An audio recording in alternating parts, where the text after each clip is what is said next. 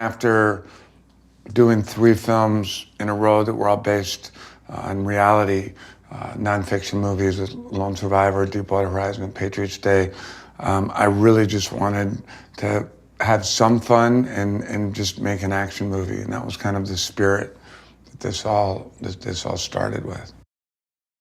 4 people have to get 22 miles in 38 minutes. Very simple. And we're going to throw a lot of obstacles at them in between where they start and where they hope to end up. Mark and I just had a very good connection, like from day one. And people have asked me, well, why do you guys keep working together? I'm like, well, why wouldn't we? We really get along tremendously well. My family gets along really well with his family. My friends get along with his friends. We just have a really good time. And I kind of, as I get older, I love this job. I feel blessed and fortunate and all that to be able to do it, but it's a job, and life is short, and I like to be with people that make me happy and make me laugh and make me think and don't cause me a lot of stress and aggravation. And so, that's all part of why Mark and I keep working together. The character that Mark plays, Silva's got this almost, brutal, bipolar, very, very intense, myopic personality, where if he locks onto something and he gets an opinion or, gets upset by something, he almost loses his ability to control, particularly his mouth, but sometimes his physical actions. You really don't want to come under the wrath of this character. So Iko plays Lee Noor, who's a local special forces police officer who is not happy with his government and comes to the U.S. Embassy with some information that's very valuable to them, but he doesn't trust the Americans any more than he trusts some of the police that he works with. So he'll only really turn it over if they put him on a plane and get him out of the country. So the movie is the ground branch team trying to get Iko out of the country.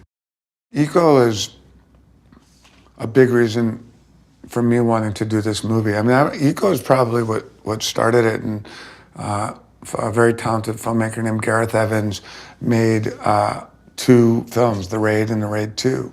And Iko was the star of both of them, and these were probably lowish, certainly by U.S. standards, lower budget film shot in Jakarta, Indonesia.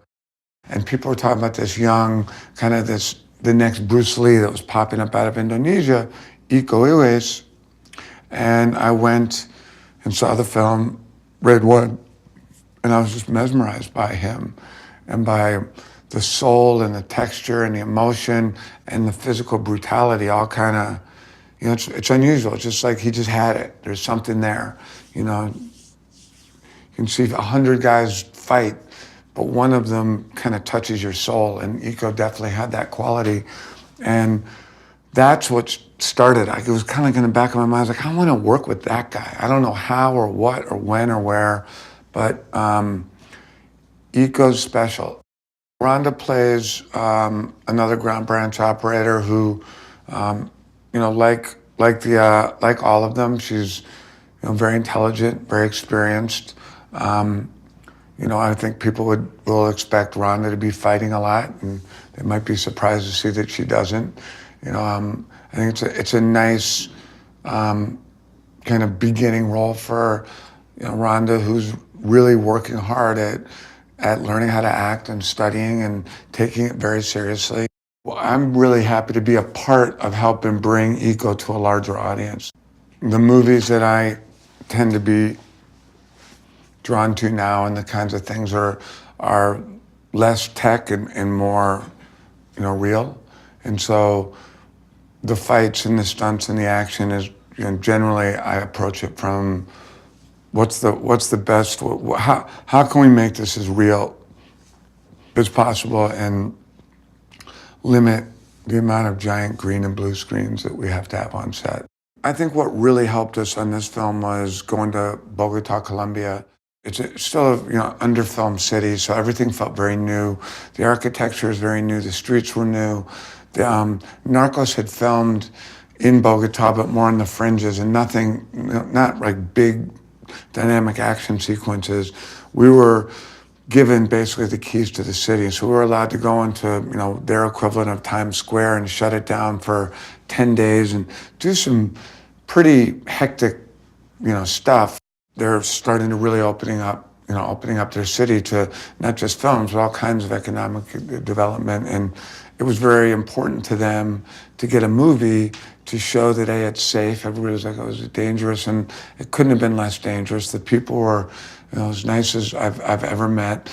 The architecture is beautiful. The food's fantastic. It was a great place to go. It was really fun, and it's never been filmed. So you're like, it's like every corner was something new, and the churches and the colors of the paint and have aged differently, and the stone that they use and the types of wood and the tree, it's all new. So that was and to be given that kind of access was special. One of the things I'm very happy about with Mile 22 is that we are what we say we are. This is a very intense 95 minutes of no fucking around, ruthless business. So you come if you want 95 minutes of real intense business. We've got that for you.